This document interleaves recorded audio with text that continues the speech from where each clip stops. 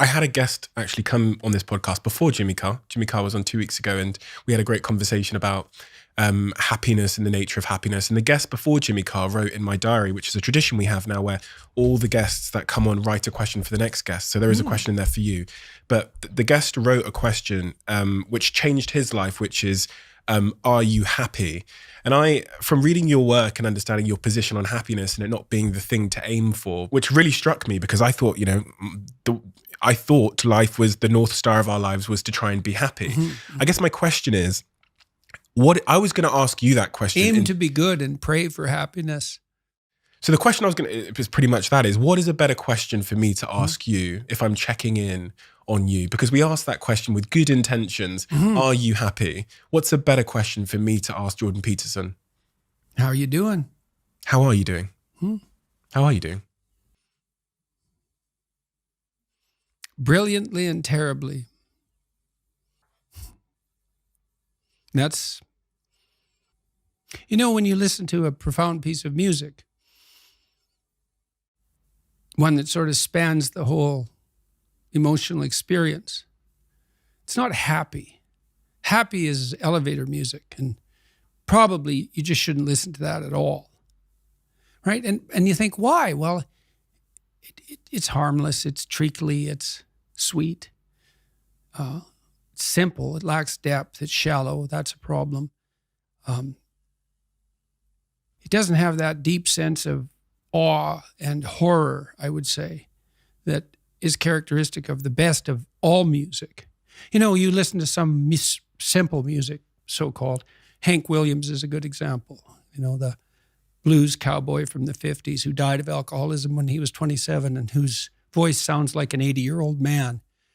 Simple melody, but there's nothing simple in the song and in the voice. It's deep, it's like the blues.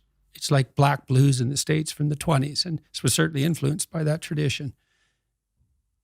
There's this admission of a deep suffering at the same time as you get the beautiful transcendence of the music. And that's meaning, that's awful in the most fundamental sense, but you need an antidote to suffering, and it has to be deep. And deep moves you tectonically, and it's not a trivial thing. But that's better than happiness. And maybe if you're lucky while you're pursuing that and while you're immersed in it, you get to be happy, and you should fall on your knees and be grateful for that when it happens. It's a gift. It really is a gift. And it comes upon you unexpectedly, your happiness, But you aim to climb uphill to the highest peak you can possibly envision. And that's better than happiness. Why did you include terribly? Well, for example, now when I go, wherever I go in the world, people come up to me and they're usually, I wouldn't say they're happy to see me.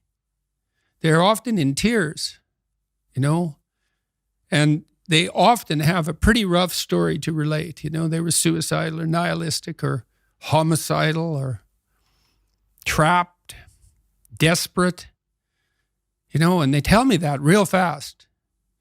And then they say, I've overcome that to a large degree, and thank you for that. And you think, well, that's really something to have that happen over and over. In some ways, you might think, well, how could anything better possibly happen to you than to have people come up to you all over the world, strangers, and open themselves up like that, like they're old friends so quickly. But at the same time, it's an awful thing because you see, even in the revelation of their triumph, the initial depth of their despair. So I wouldn't change that, but it's not nothing. And it's certainly not just happiness. It's better than happiness, but it's almost unbearable.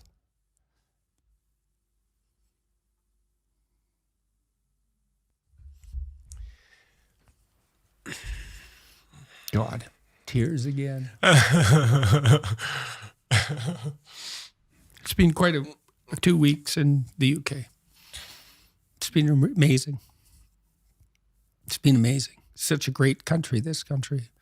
It's such a profound place. And it was so wonderful to see Cambridge and Oxford and to be welcomed by the students. And I saw the queues around the block and the reaction you got. I watched the talk in Cambridge, and it was so wonderful to see, because I know that you don't do what you do for credit. That kind of seems to be the antithesis of the pursuing your truth and doing it in the cause of truth. But it was so wonderful to see someone that I know has had such a profound impact on so many be received in such a way. We have a closing tradition. Okay. One of the, I don't normally do this, but one of the really great CEOs in our country, a young guy, has built a multi-billion-dollar company, really great guy, sat here yesterday, and I actually told him for the first time who he was writing the question for, and I couldn't believe his face. Oh my God, that's the one person I want to have dinner with. This is probably the most successful young person in our country. And so he knew who he was writing the question for. So the question that the previous guest wrote is, why do you do what you do? to see what will happen. Some programs you cannot predict, right? You cannot predict how they're going to end. You have to run them. Well, I believe that truth will save the world. I believe that. So you speak truthfully and you watch what happens and you take your consequences, and maybe you hope and have some faith that in the final analysis, things will work out in your favor, but perhaps they will and perhaps they won't. But that's faith, eh? That's faith. Faith isn't believing in things you regard as ridiculous, sacrificing your intellect. It's a decision, Will truth, beauty, and love save the world? Well, you can find out.